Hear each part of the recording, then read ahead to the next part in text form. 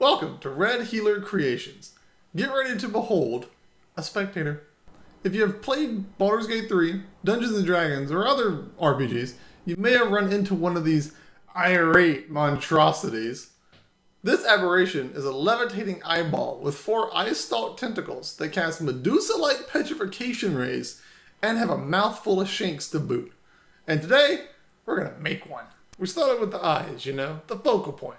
At first, we mixed up some resin go-go juice with some alcohol pigment. We've got this sphere mold here, so we started pipetting the resin juice into the mold. We also need to make the 4 small eyeballs for the stalks. To do that, we just do some drips on a plastic mat. Cure all the eyeballs with the UV rads. Now that you've got the resin base, make sure to paint on the little slither of the void for the pupils. Next, we need that eerie glow. That real soul-clenching, I'm about to die kind of glow.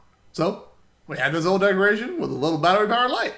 A little bit of this, a little bit of that, and we yoinked it right out. Now, we need a little cubby for the light. This old plastic cup fits perfectly with a little chopping and hot glue for security. Now, we make the structure. We use some wires to frame the tentacles and that jaw. Use some hot glue and paper towel scraps to bulk it out. Well, why even go to the gym? Add the light cubby with a little wax paper to soften the glow. Then keep adding wire, hot glue, paper, and aluminum to bulk and shape the Spectator to your desire. Onto the shanks. The Spectator has many, many teeth, and spikes, and even more teeth.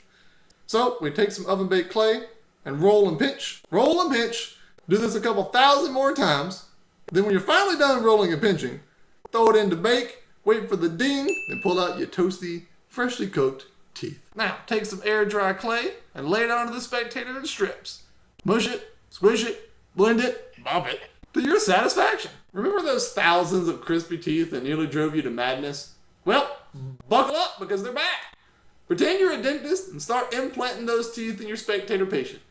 Gently, and I mean gently, push the spikes into the clay. You don't want to make them matte. The robot devil is in the details. So, take various utensils to give the Spectator its character and personality. Give it some creases, some scales, some ridges, pocks. Heck, take a steel brush, poke it, and scratch it. We gotta let the clay dry. Good night, little Spectator. You'll grow up to be a beholder one day. We slap on a coat of black acrylic paint to serve as the base coat. Add layers of purple and brown, working from darkest to lightest, of course. Use a nice grimy yellow-brown to really bring those teeth out.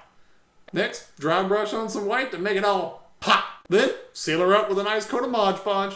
Nothing's better for the skin. Voila! Here it is.